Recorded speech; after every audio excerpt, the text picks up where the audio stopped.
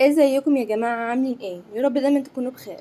في فيديو النهاردة هنتكلم شوية عن الاجازة، وازاي هقول لكم تطلعوا منها باكبر استفادة ممكنة وتكونوا من الناس الكسبانة باذن الله. لكن قبل ما نبدأ الفيديو اتمنى تكونوا عملتوا لايك للفيديو واشتراك للقناة وفعلتوا زر الجرس عشان يوصلكم كل جديد، ويلا بينا.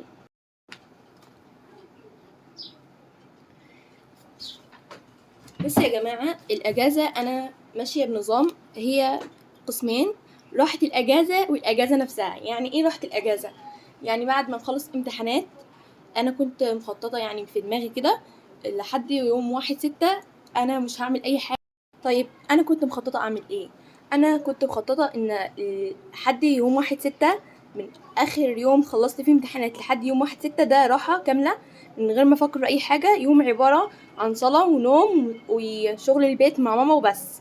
هو ده يومي. اما لحد 1/6 انا كنت عامله من يوم 1/6 انا هبدا اشوف بقى الاجازه ازاي استغلها.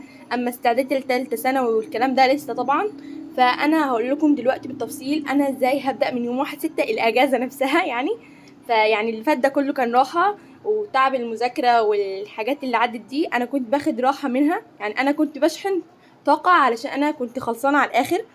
بصوا يا جماعه، اغلبنا في وقت الدراسه بيقول لنفسه كده تخلص المدرسة والدراسة وهو يبقى مخطط لحاجات كتير وبص سيناريو شغال في دماغي.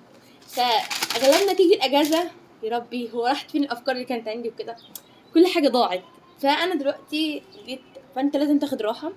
خدوا راحة يعني، بلاش ضغط وبلاش كده. احنا خلصنا اجازة، يلا عايزين نفكر في الاجازة هنعمل ايه، ازاي نخطط تالتة ثانوي والافكار اللي بتيجي على بالكم دي.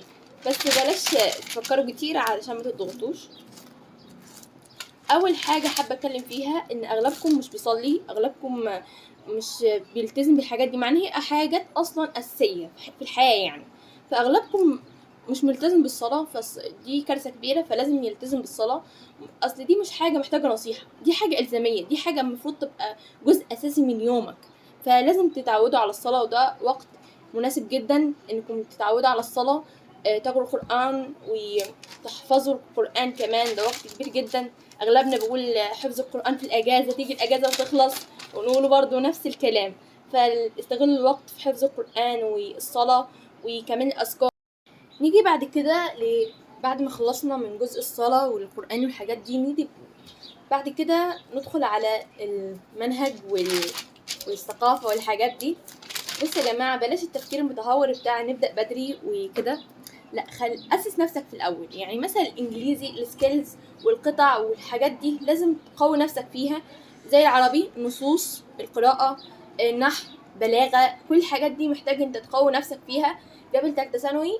دي طبعا برا المنهج، يعني ما تدخلش في منهج البلاغة بتاع تالتة ثانوي نفسه، لا دي الحاجات من بره اللي هي زي بتاع سنة أولى والتانية، يعني كل حاجة متراكمة فوق بعضها. فانت قوي نفسك في السكيلز والمهارات في العربي والانجليزي، قوي نفسك في اللغات بمعنى اصح.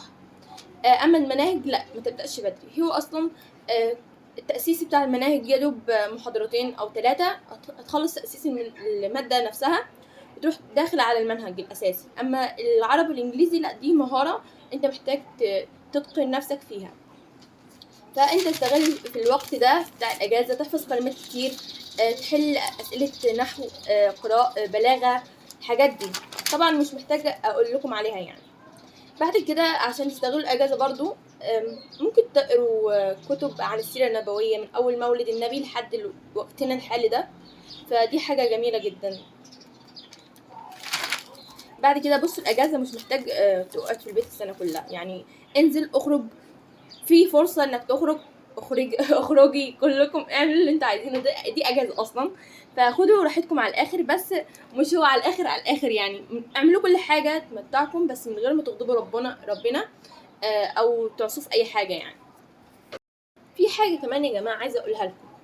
احنا علشان ندخل ثالثه ثانوي اغلبنا بيكون لسه بدايه السنه كده، في اول الدراسه بيقول انا هبدا جد، يجي الضمير يشتغل بيقول انا هبدا جد، فيروح مسح مثلا البرامج اللي على الموبايل وكده، يحاول ان هو يبعد عنها، مثلا زي الانستجرام، الفيسبوك، تيك توك، الحاجات دي اصلا ملهاش اي لازمه، فيبدا ان هو يبعد عنها. فانت قدامك وقت في الاجازه انك تبعد عنها عشان ما انت في بدايه الدراسه هتكون برضو صعبه انك تبعد عن حاجه في الاول الوقت انت متعود عليها.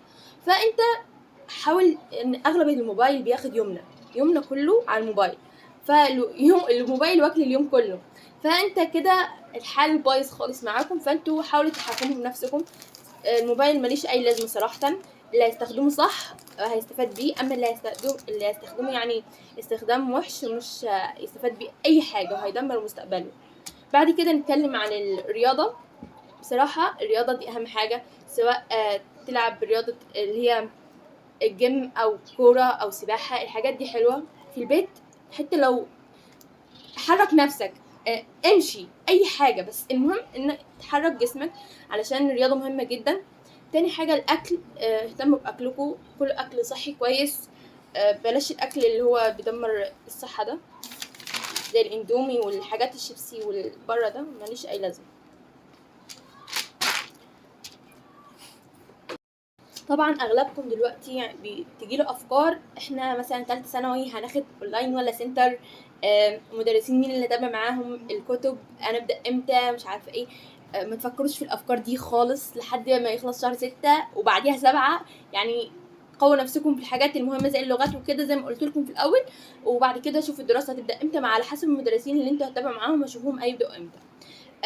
نيجوا للحاجه التانية، الثقافة العامة. أغلبكم بيقول أنا مثلا لما هقرا كتاب أو 2 أو 3 إيه اللي هستفيده؟ طب لو مثلا استفدت ثقافة هعمل بيها إيه الثقافة؟ بصوا يا جماعة، لما تقووا ثقافتكم وتعتمدوا على الكتب وتقروها وكده، ده هيطور تفكيركم. واحد بيقرا في الدين وكده على حسب اللي هو المجال اللي بيقرا فيه وكده هيتكون تفكيره على المجال اللي قرأ فيه. يعني تخيل لو حد يحضر على السوشيال ميديا ومش مهتم بالدراسة، مش مهتم، تخيل هيبقى تفكيره ازاي. او قصاد واحد تفكيره هو على طول بيقرأ كتب، على طول بيهتم بالمجال العلمي والديني والثقافي، هتقارنوا ازاي التفكير ده بتفكير ده؟ فده هيأثر على تفكيرك انت حد ذاته، مش هيفيد حد غيرك انت. كل اللي هتعمله هو اللي هيفيدك انت بس. خلاصة الفيديو يا جماعة، أفكاره بتتمحور حوالين إنك تحفظ قرآن وتهتم بالصلاة. تاني حاجة إنك تقوي نفسك في اللغات زي العربي والإنجليزي، أغلبكم أصلا ما بيعرفش يكون جملة إنجليزي. أحفظ كلمات كتير إنجليزي. طب هنسى الكلمات؟ لأ، مع التكرار إنك تتحدث معاها. أنا على فكرة أنا قررت يعني أغير نظام تليفوني للغة الإنجليزي. يعني بصوا، اللي مادام انت في نيتك تعمل حاجه هتعملها، انما الاعمال بالنيات يا جماعه. حطوا اول حاجه انكم تحطوا النيه، مادام حطيتوا النيه انتوا هتعملوها باذن الله. بعد كده اتكلمنا على ازاي تقوي جسمك بالرياضه والاكل. هو خلاصة الحياه انك تعمل الحاجات اللي تفيدك في دنيتك واخرتك، بس انك تهتم بجسمك. الصحه اصلا ما بتعوضش، فتهتموا بصحتكم، تهتموا بدينكم، تهتموا بحياتكم الدينيه وحياتكم الثقافيه المتمحورين حواليها بس. وغير كده احب اقول لكم حاجه تاني، عشان دي حاجه مهمه برضو، بر الوالدين اهم حاجه يا جماعه. انتوا في وقت فاضي ساعدوا والديكم. بلاش تقعدوا على الموبايل على طول ال 24 ساعه، بالذات البنات بالظبط، يعني علشان اغلب يومهم على الموبايل ساعه. مش عايزه اقول كله بس اغلبهم. فان شاء الله يعني اهتموا بالصلاه، اهتموا بجسمكم، اهتموا بال بالمذاكره والحاجات دي لان هي تفيدكم ثالثه ثانوي. وان شاء الله في فيديوهات كتير وفي حوارات كتير في دماغي انا عايزه اقولها لثالثه ثانوي، نظام الكتب، نظام الاونلاين، المدرسين اللي هتابعهم، ازاي هنبدا، ازاي نستعد لها، كل حاجه ان شاء الله الفيديوهات الجايه. بس كده احب اقول لكم لو الفيديو استفدتوا منه اتمنى ما تبخلوش عليا باللايك والسبسكرايب، وكمان تعملوا فعلوا زر الجرس عشان يوصلكم كل جديد. وبس يا جماعه، سلام.